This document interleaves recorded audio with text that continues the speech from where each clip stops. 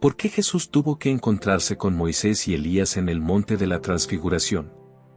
Algunos lugares en la tierra emanan una vibra sobrenatural, como si estuvieran cerca del cielo. El monte de la Transfiguración es uno de esos sitios. Da la sensación de que la línea entre nuestro mundo y lo divino desaparece por un corto tiempo. Este evento es uno de los más místicos en el Nuevo Testamento. Imagina esto: 3 discípulos, Pedro, Santiago y Juan, son guiados por Jesús a una montaña alta. Están inseguros sobre lo que les espera en la cima. Pero al llegar a la cima, se desarrolla una visión inimaginable.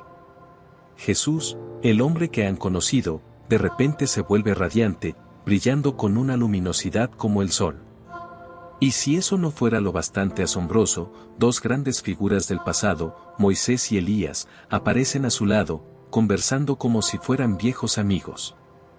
Se transfiguró delante de ellos, su rostro resplandecía como el sol, y sus ropas se volvieron blancas como la luz, Mateo 17:2. Pero, ¿y si te dijera que esta montaña guarda secretos no solo para Pedro, Santiago y Juan, sino para todos nosotros? Sumergámonos en la historia de este evento sobrenatural y descubramos los mensajes más profundos que esta experiencia radiante en la cima de la montaña tiene para cada uno de nosotros hoy. Jesús no era el humilde maestro o sanador a los que estaban acostumbrados. Este era Jesús resplandeciendo con una luminosidad divina. Era como si el cielo mismo hubiera irrumpido, mostrando su gloria justo allí en esa montaña. Elías y Moisés, figuras que habían vivido siglos antes, estaban conversando con Jesús como si fueran viejos amigos. Esto era una señal poderosa de que Jesús estaba íntimamente conectado con la gran historia y profecías de Israel.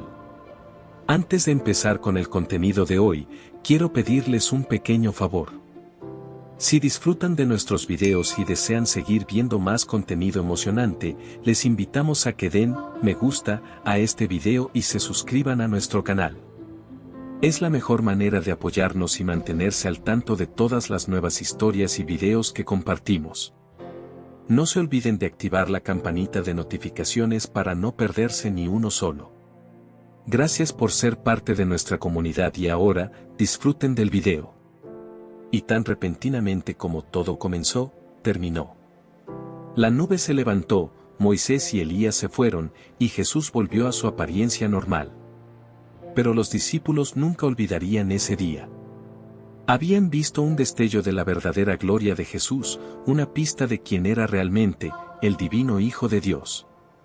Mientras descendían de la montaña, un poco aturdidos y abrumados, Jesús les dio órdenes estrictas de no contar a nadie lo que habían visto hasta después de que él hubiera resucitado de entre los muertos.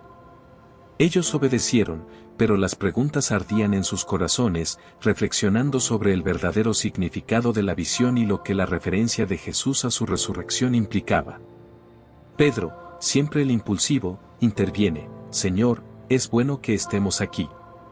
Si quieres, haré 3 chozas, una para ti, una para Moisés y una para Elías», Mateo 17:4. Quizás Pedro, en su emoción, quiere preservar este momento, creando un recordatorio permanente de esta asamblea divina. Sin embargo, el clímax está por llegar. Mientras Pedro aún habla, una brillante nube los cubre, y una voz desde la nube declara: «Este es mi Hijo, a quien amo, con él estoy complacido». Escúchenlo, Mateo 17:5. La voz del cielo recuerda otro momento, el bautismo de Jesús, donde se hizo una proclamación similar, Mateo 3:17.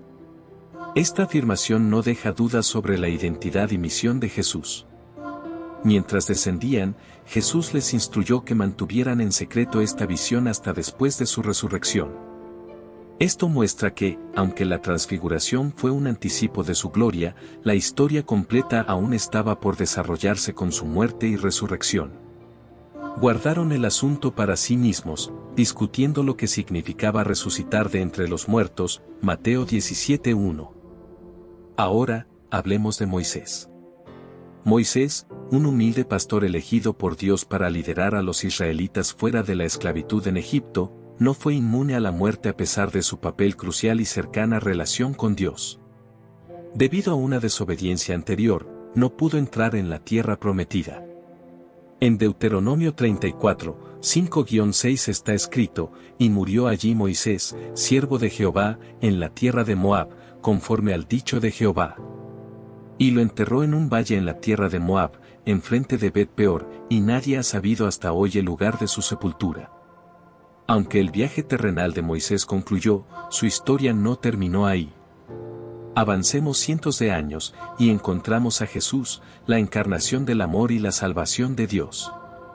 Mientras Moisés representaba la ley dada por Dios, Jesús encarnaba la gracia y la verdad que venían a través de él. La transfiguración une lo antiguo y lo nuevo, la ley y la gracia, Moisés y Jesús. La aparición de Moisés con Jesús en el monte de la transfiguración significa la continuidad del plan de salvación de Dios. Ahora, hablemos de Elías. Elías, uno de los profetas más importantes y dinámicos del Antiguo Testamento, vivió en un momento en que Israel se apartó del verdadero Dios, adorando ídolos, especialmente bajo el gobierno del malvado rey Ahab y su esposa Jezabel.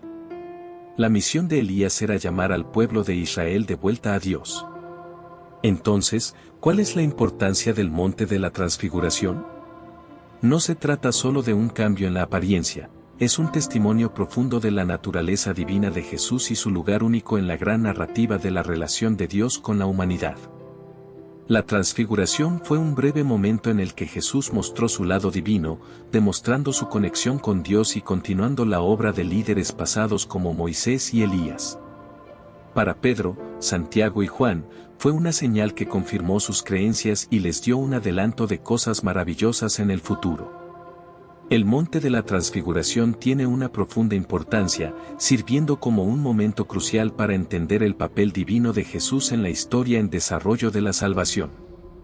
En la Biblia, las montañas no eran simplemente colinas grandes o lugares rocosos, eran lugares especiales donde sucedían eventos realmente importantes y que cambiaban la vida.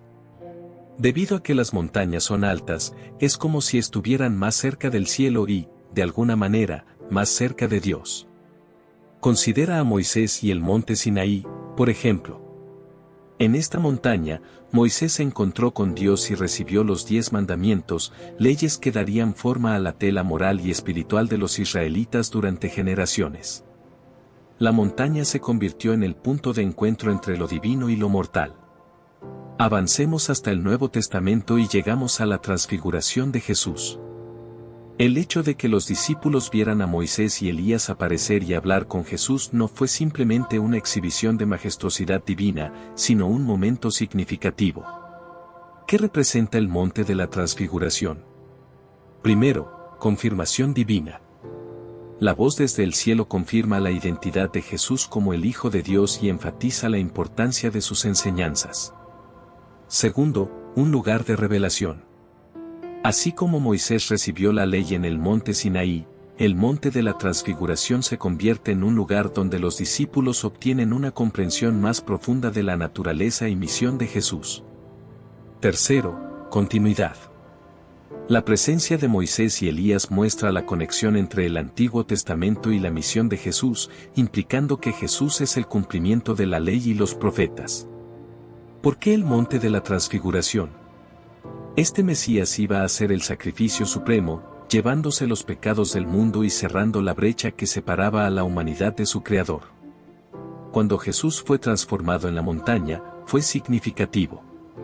Mostró a Pedro, Santiago y Juan un vistazo de cuán glorioso era Jesús antes de nacer como humano y cómo sería después.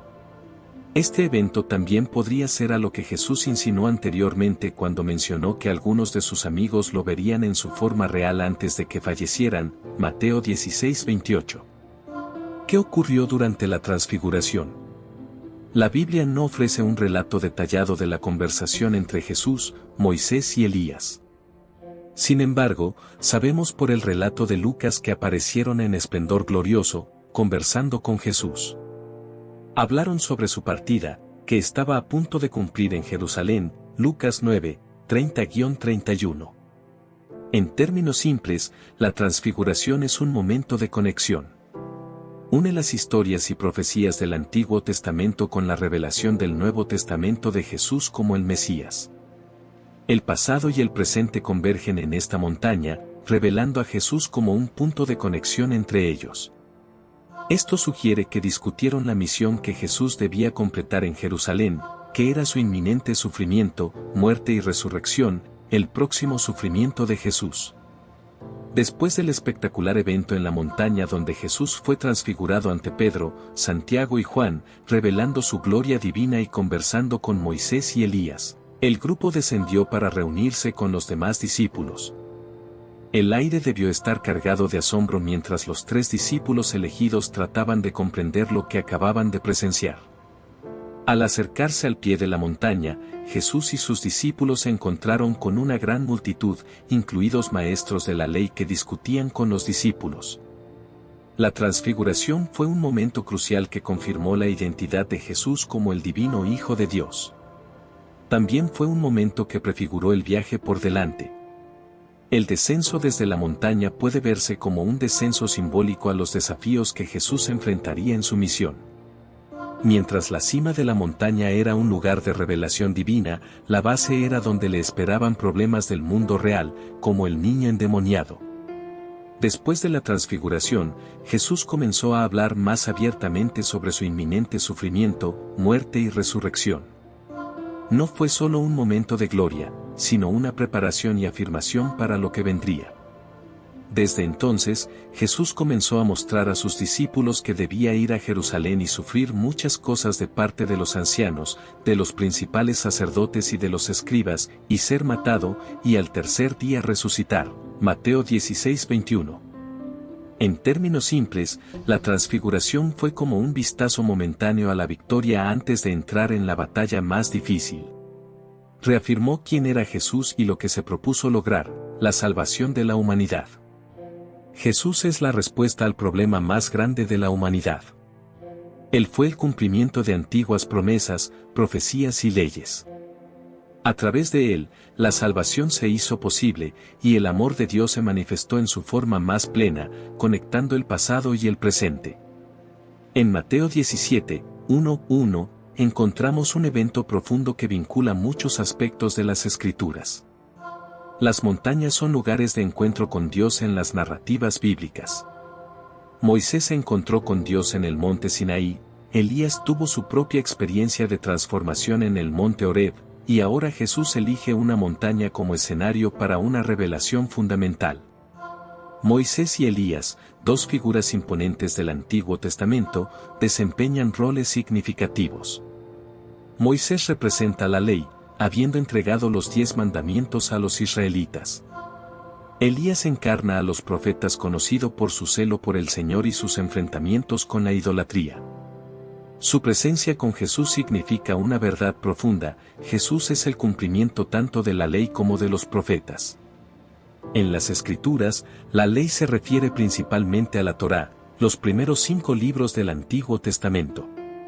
Estos libros contienen una mezcla de historia, profecía y mandamientos que Dios dio a los israelitas a través del profeta Moisés.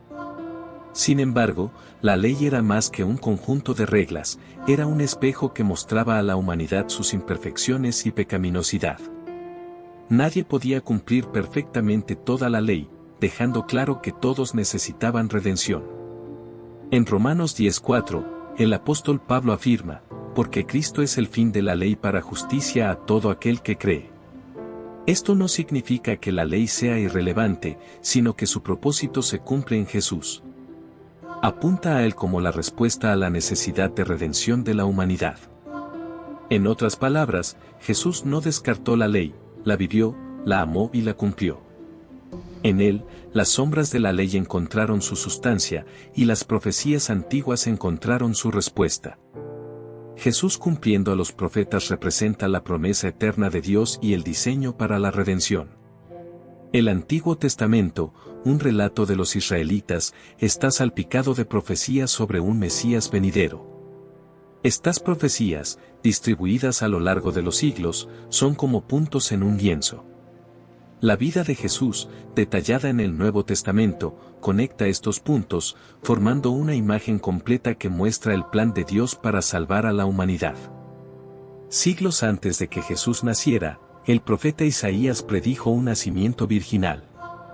Isaías habló sobre cómo el Mesías sufriría en palabras muy claras y emocionales, mas el herido fue por nuestras rebeliones, molido por nuestros pecados, el castigo de nuestra paz fue sobre él, y por su llaga fuimos nosotros curados. Isaías 53, 5. Jesús, en su vida, muerte y resurrección, cumple estas profecías, llevando a cabo la redención y curación que la humanidad necesita desesperadamente. La transfiguración se erige como un testimonio notable de la extraordinaria misión de Jesús y una visión de los reinos celestiales. Fue un momento en el que la naturaleza divina y la gloria de Jesús fueron reveladas, brindando un anticipo del esplendor que le esperaba después de la resurrección y la majestuosidad que se revelaría en su segunda venida. La transfiguración proporcionó una instantánea del estado resucitado de Jesús y insinuó la gloria de su segunda venida. Esto no fue solo un milagro, fue una revelación, una promesa de lo que vendrá, un mundo transformado donde el Salvador reinaba en una gloria radiante. Este evento no se trató solo de una gloriosa transformación. La presencia de Moisés y Elías, que representaban la ley y los profetas respectivamente, fue simbólica. Ilustró que Jesús era la culminación de todo lo que se había profetizado y anticipado.